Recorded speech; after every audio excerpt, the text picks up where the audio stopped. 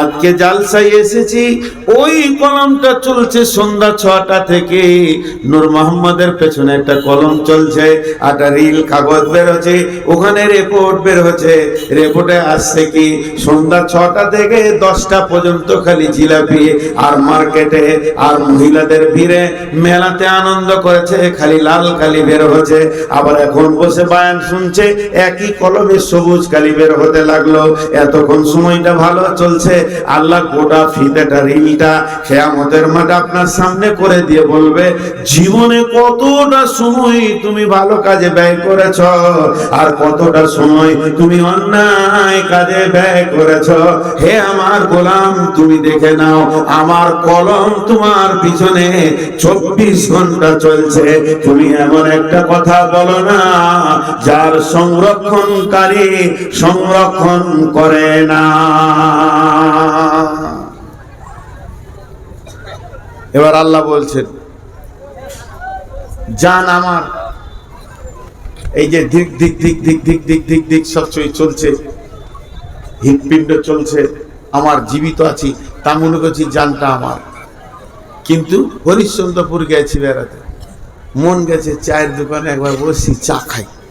অনেকক্ষণ তো হাট বাজার করলাম, একটু চা খাই।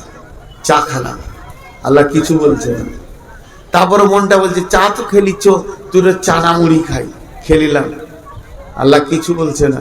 তা কাপড়ের দোকানে যে একটা গামছা গলা কিনি, মার্কেটে সব করছি, করতে করতে করতে করতে মন বলছে মূর্তিটা বিরাট বড়, সুন্দর করে সাজিয়েছে, পরশু পূজা হবে, একবার দাঁড়িয়ে কিছুক্ষণ দেখি।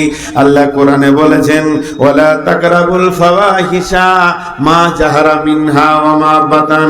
হে মুমিনের দল, হে আমার গোলামের দল, তোমার জানটা তিলে তিলে তিলে তিলে সেকেন্ডে ব্যয় হচ্ছে, এই পৃথিবীতে ব্যয় হচ্ছে, ব্যয় হবে ঠিক আছে, কিন্তু আমি যেখানে মানা করেছি ওই জায়গায় তুমি কোনোদিন দাঁড়াবে না।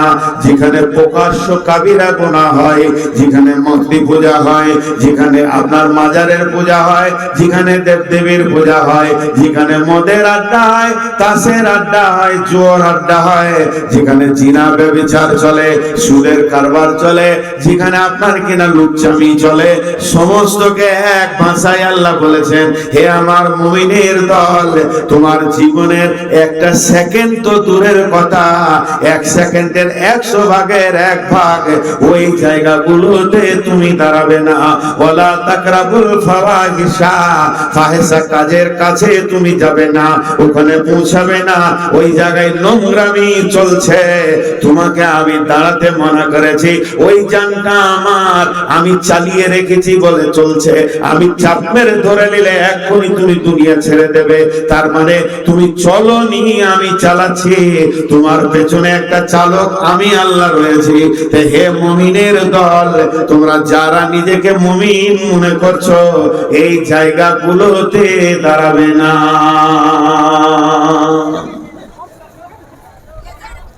মানা করে দিলেন আল্লাহ, আর দাঁড়ানো যাবে না।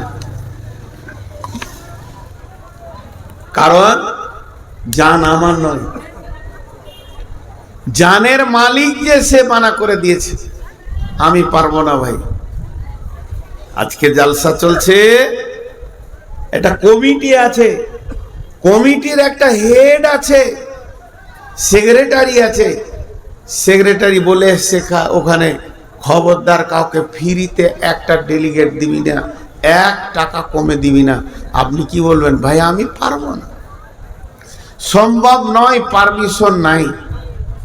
ঠিক ওই রকম জান আর মাল, জান এমন জিনিস আপনি নিজের মন মতো ব্যয় করতে পারেন না নিজের জানকে। মা বোনেরা, যেখানে নোংরামি ওই জায়গায় বসতে পারেন না, ওই জায়গায় যেতে পারেন না।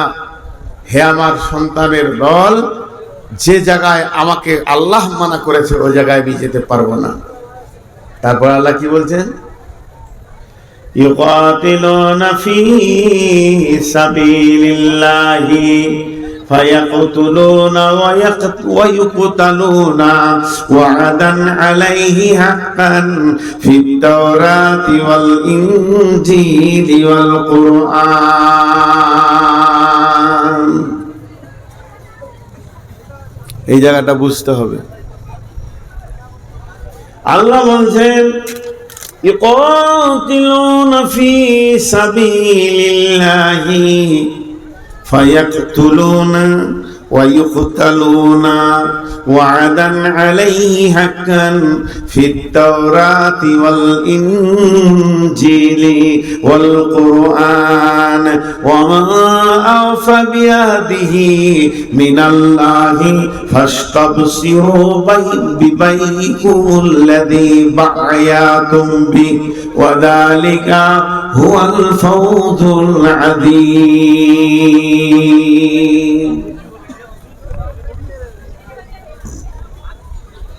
ছোট্ট একটা উদাহরণ দিচ্ছি। মোটর বাইক দেখেছেন? মোটর সাইকেল,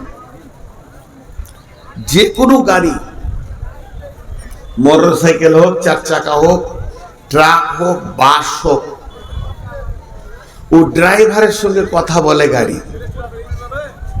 আমার কথা বুঝতে পেরেছেন? গাড়ি ড্রাইভারের সাথে কথা বলে।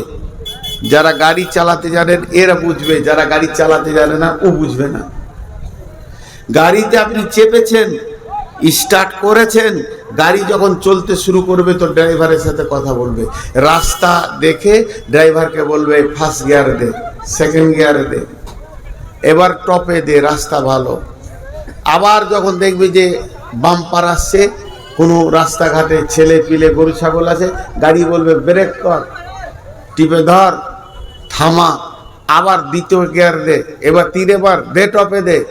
তো যতক্ষণ গাড়ি চলে ড্রাইভারের সাথে গাড়ির একটা অ্যাডজাস্টিভ কথা হতে থাকে। বুঝতে পেরেছেন? বাস চালালেও দেখবেন ড্রাইভার তখনই first gear, second gear, third gear করতেই আছে, আর বাস চলছে। তার কারণ রাস্তা এবং রাস্তার পজিশন আর গাড়ি আর ড্রাইভার তিনটে মিলিয়ে চলে। ওকে চিঠি দিতে হয় না,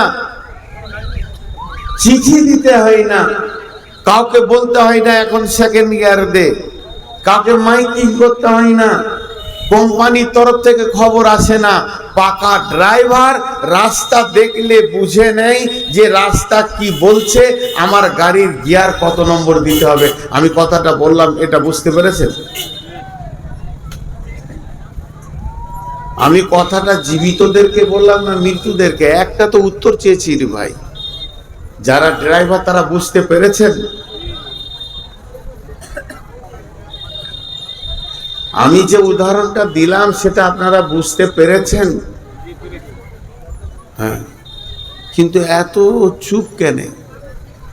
বাংলাদেশে ডিসেম্বরে যাব, ওখানে জালসা করে একটা মজা, মুখ খুলে ঠিক বলেছেন, বলতে হবে, আরো আগ্রহ লাগে কথা বলতে।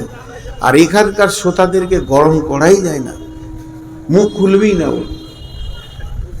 তো এটা একটা উদাহরণ দিলাম, আর একটা উদাহরণ দিচ্ছি, এটা খারাপ মনে করে নিয়েন না। মুখ দিয়ে মানুষ কথা বলে, কিন্তু মুখটাকে যদি বন্ধ করে দেওয়া হয় চোখেও কথা হয়। চোখে কথা বলে কারা? প্রেমিক প্রেমিকারা।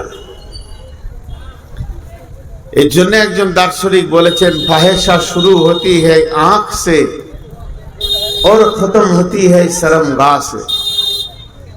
প্রকৃত প্রেমিক যদি হয় তো দুজন তাকালে অনেক কথা হয়ে যায়। এ ভাষা পৃথিবীতে আসে নাই, কোনো সাহিত্য নাই, বই নাই, পড়া যায় না।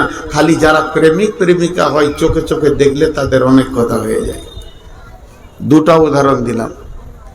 3 নম্বরটা বুঝেলেন? বাচ্চা ছেলে 1 বছর 1.5 বছরের ছেলে কোন ভাষায় কথা বলে? 1 বছর 1.5 বছরের ছেলে কোন ভাষায় কথা বলে? তো পৃথিবীর কেউ না বুঝলে ওর মা বুঝে আমার ছেলে এখন কি বলছে। এর নাম মহব্বত, এই ভাষাটার নাম মহব্বত। এবার চলেন উদাহরণ অনেক দিয়ে দিলাম।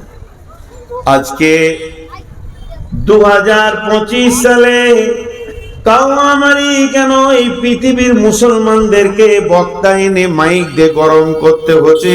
তোমাদেরকে টাকা লাগবে, এখানে টাকা দিতে হবে, টাকা দিলে এই জিনিসে কাজ হবে।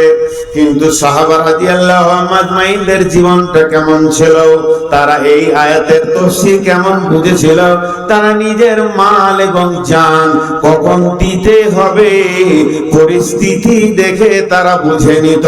তাদেরকে এলানের প্রয়োজন হতো না জান কখন দিতে হবে। আল্লাহ এখন আমার জানটা চাইছে না আমার মালটা চাইছে, সাহাবীদের বুঝতে অসুবিধা হতো না। ওদের যুদ্ধে বিশ্ব নবী মদিনা প্রাম্বে, মদিনার প্রাত দেশে মসজিদে নববী থেকে মাত্র 3 কিলোমিটার দূরে উহুদের স্পট, যেখানে উহুদের যুদ্ধ হয়েছে, ওখানে একটা পাহাড় আছে, ওই পাহাড়টার নাম হলো উহুদ।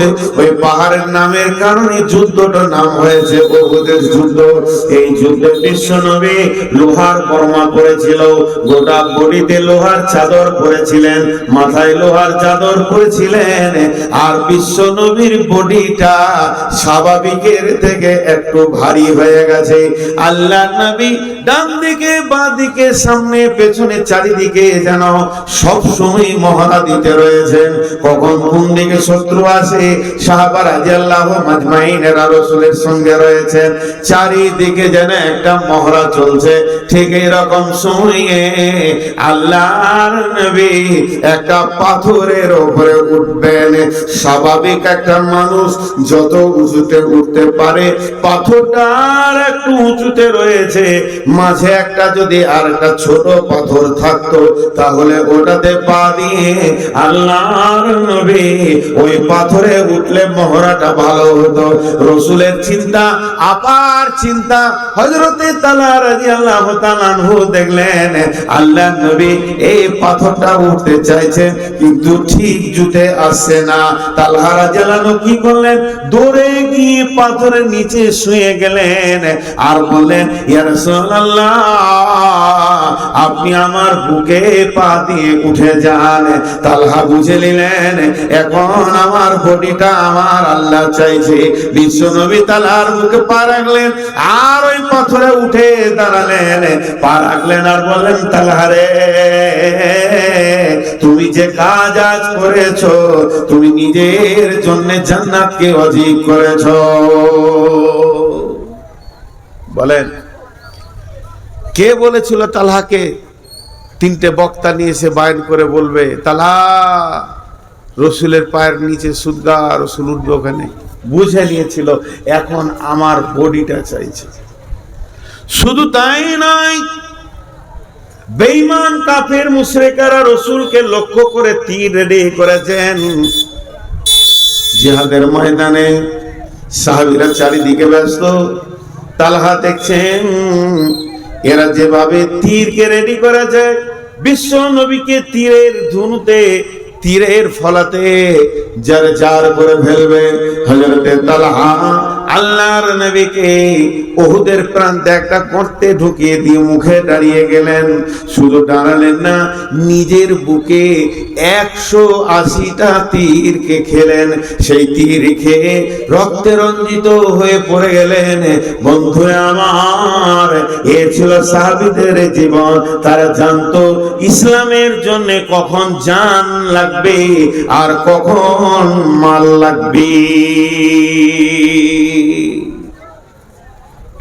আল্লাহ আমার জানটা কখন চাইছে আর মালটা কখন চাইছে তারা জানতো। তারা প্রেমিক ছিল, প্রেমিক ছিল। তাদের চোখের ইশারা এমন হতো, প্রেমিকের মতো ঝাঁপিয়ে পড়তো। ভাইরা আমার, শুধু এইটা নয়, আল্লাহর নবী মসজিদে নববীতে সাহাবীদেরকে বললেন, বসে যাও। তবুকের অভিযান। আল্লাহ নবী বললেন, যায়েদ তুমি কোথা আছো? লাব্বাইক ইয়া রাসূলুল্লাহ। আব্দুল্লাহ ইবনে রাওয়াহা কোথা আছো? আব্দুল লাব্বাইক ইয়া রাসূলুল্লাহ। জাফর বিন আবি তালিব কোথা আছো? লাব্বাইক ইয়া রাসূলুল্লাহ। আল্লাহ নবী বললেন, ও আমি তবুকের প্রান্তে প্রধান সেনাপতি করলাম যায়েদকে, যিনি দ্বিতীয় সেনাপতি হবে জাফর ইবনে আবি তালিব, তৃতীয় সেনাপতি হবে আব্দুল্লাহ ইবনে রাওয়াহা। যখন জায়েদের নাম নেওয়ার পর জায়েদের নাম নেওয়ার পর জাফর ইবনে আবি তালিবের নাম নিলেন, তখন জায়েদ বুঝে নিলেন আর আমি পৃথিবীতে থাকবো না, আমি শহীদ হয়ে যাব। তারপরও জায়েদ তৈরি হয়ে গেলেন।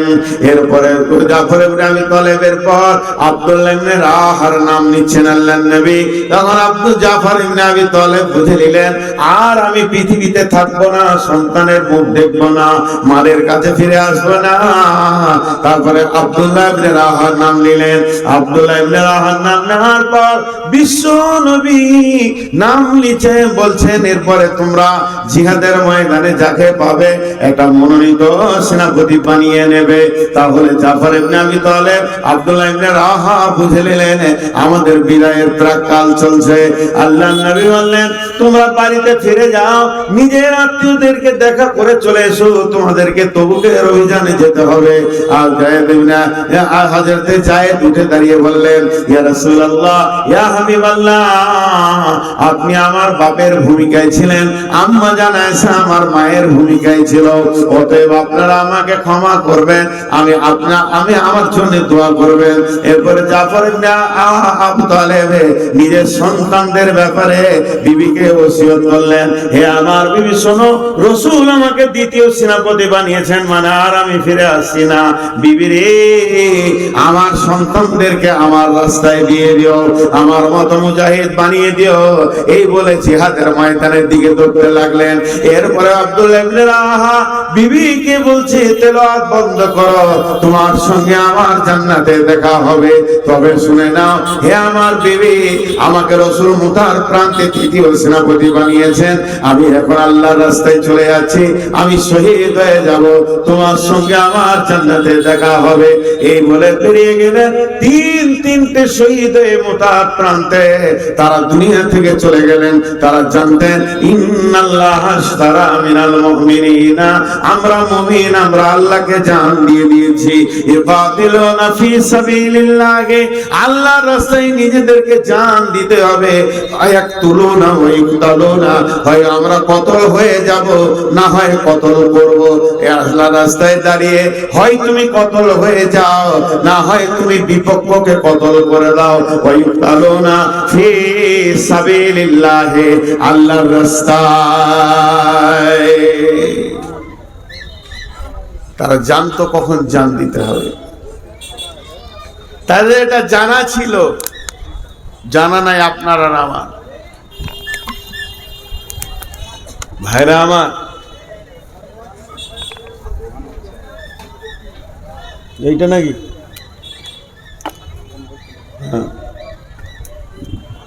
জান মাল এমন একটা জিনিস আমাদের বিক্রি হয়ে আছে। হযরতে জায়েদ রাদিয়াল্লাহু তাআলা না শহীদ হয়ে গেলেন, পতাকা নিলেন জাফর ইবনে আবি তালিব।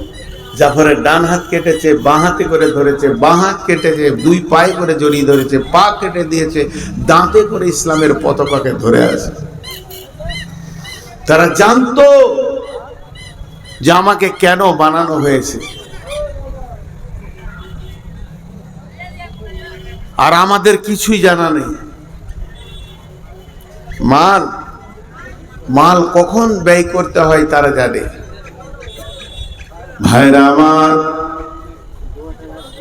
মাল হযরতে উসমান গনি, আল্লাহ তাবারক ওয়া তাআলা উসমান গনিকে মাল দিয়েছিলেন, তিনাকে মালের সম্ভার দিয়েছিলেন, তিনাকে গনি বানিয়েছিলেন, ধনী বানিয়েছিলেন। তিনি ইসলামের তৃতীয় খলিফা ছিলেন। প্রথম খলিফা আবু বকর, বিদায়ের পর উমর ফারুক রাদিয়াল্লাহু তাআলা আনহু। উমর যেদিন বিদায় নিলেন, হযরত উসমান গনি খলিফা হলেন। উসমান একজন খলিফা, উসমান একজন মুমিন মুসলমান, উসমান একজন মাওলানা। শুধু তাই নয়, উসমান হলেন রাসূলের জামাতা, যুনুরাইন, রসুলের দুই মেয়েকে উসমান বিয়ে করেছিলেন। একটা মরে যাওয়ার পর জামাইটা কত প্রিয় ছিল, রসুল দ্বিতীয় বিটি দিয়ে দিলেন। তার নাম হচ্ছে হযরতে উসমান গনি রাদিয়াল্লাহু তাআলা আনহু। এই উসমান গনি যখন নিজের গম হয়েছে মদিনার মার্কেটে বিক্রি করতে গেছে, মদিনার হাটে দাঁড়িয়ে আছেন, এদিকে মাল, এদিকে কমলার আছে, এখানে কাপড়ওয়ালার আছে, এখানে আর কিছু অনেক আছে। এমন সময় দেখছেন ওই মদিনার মাটিতে বহু দূরে মরুভূমির বুক চিরে একটা দল আসছে, যে দলের ভিতরে তারা হাট করবে না, হাটে তারা কিনবে না, তারা বেচবে না, তাদের বেচার কিছু মাল নাই, কিনার মতো অর্থ নাই। তারা এত গরিব, কখন খেয়েছে ভুলে গেছে, কি খেয়েছে ভুলে গেছে। শুধু তাই নয়, তাদের পেটে খাবার নাই, গায়ে তেল নাই, মাথায় চিরুনি কাঙ্ঘি করেনি, একদম উস্কো খুস্কো হয়েছে। তাদের মধ্যে বৃদ্ধ আছে, বৃদ্ধা আছে, যুবক আছে, যুবতী আছে, শিশু আছে, নারী আছে, পুরুষ আছে। দল বেঁধে তারা মদিনার হাটের ভিতরে ঢুকছে। কিনবে না বেচবে না, তা ঢুকছে কেন? হাটে তো কিনা বেচাই হয় না। তারা ঢুকছে ক্ষুধার্ত অবস্থায়। কেউ যদি দুটি পয়সা তাদের হাতে তুলে দেয়, তারা পেটে ক্ষুধার্ত অবস্থায় রয়েছে। আজকে হাটের দিন, অনেক ধনী, অনেক ব্যাপারী, অনেক পাইকার লেনদেন করবে। যদি কারো দিল বলে যে কিছু দান করব, ওই মালটা পেলে খেয়ে বাঁচবে, এই অবস্থায় ঢুকছে। আর যে লাইনে ঢুকছে, যে রোডে ঢুকছে, ওই জায়গাতেই হযরতে ওসমান গমের ঢেরি লাগিয়েছে। আপনার আমার মালে ভেজাল থাকতে পারে, ওসমানের মালে ভেজাল থাকবে এটা বিশ্বাস করা যায়? পরিষ্কার পরিচ্ছন্ন গম। পাইকাররা আসছে আর বলছে, হুজুর কি দাম নেবেন? হুজুর